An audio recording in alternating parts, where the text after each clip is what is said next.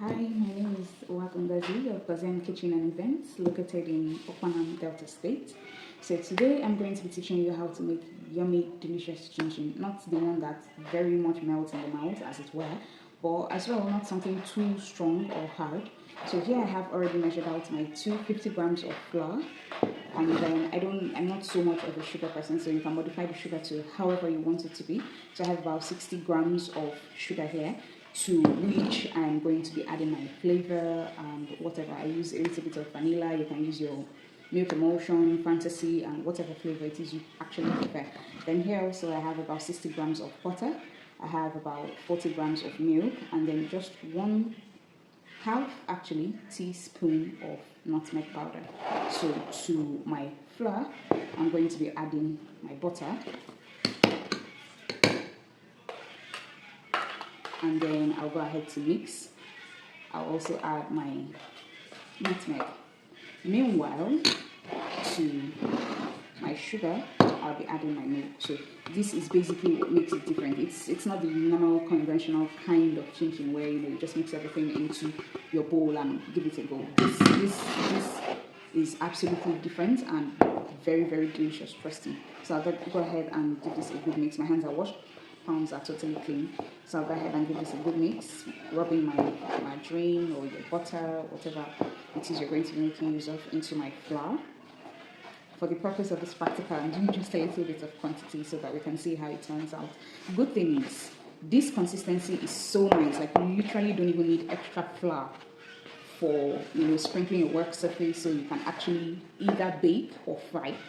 Option is yours. I think for this I'm going to actually be baking, because, and another good thing about this recipe is that you don't need so much oil, as it were. Like, it doesn't really drain your oil so much, So here I have this already rubbed in, and I'll be putting my water into this and giving it a very thorough mix. So I've added my water to my milk and sugar and flavor mixture.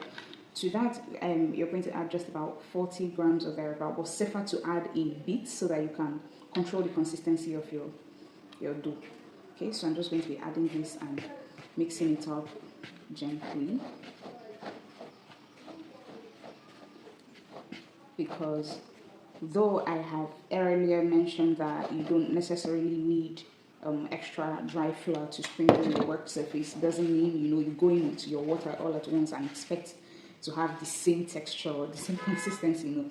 You're actually adding bits so that you can watch your consistency and ensure that you come out with a good result in the end. Okay, so here, let me show this.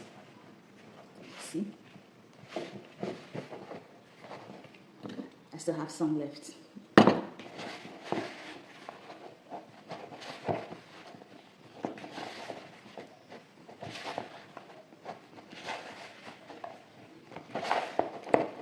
Okay, so here. Alright, so this is a good enough consistency, and you can transfer to your work surface and knead properly before you work.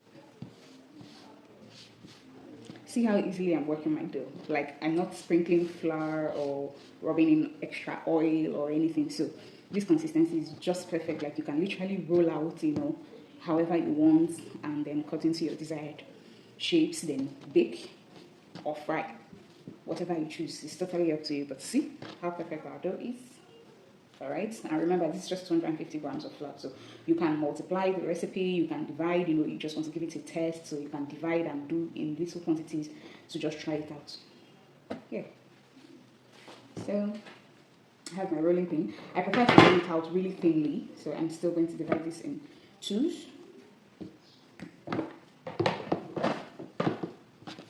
I can lift, I can turn sideways, I can turn whichever way I want, because as much as I want to be generous with my water, I also want to be, very careful so that I don't overmix and I don't add too much little squares. Okay, see?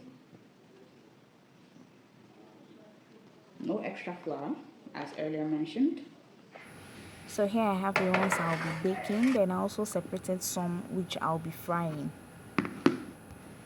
We'll test to see if our oil is hot enough, so I'm placing just 2 seeds of the chinchin, and when it floats and starts boiling, you know it's hot enough, so go ahead and fry. So these are the ones that we are baking. Here and we are with the result of the chinchin. This is fried and this is baked.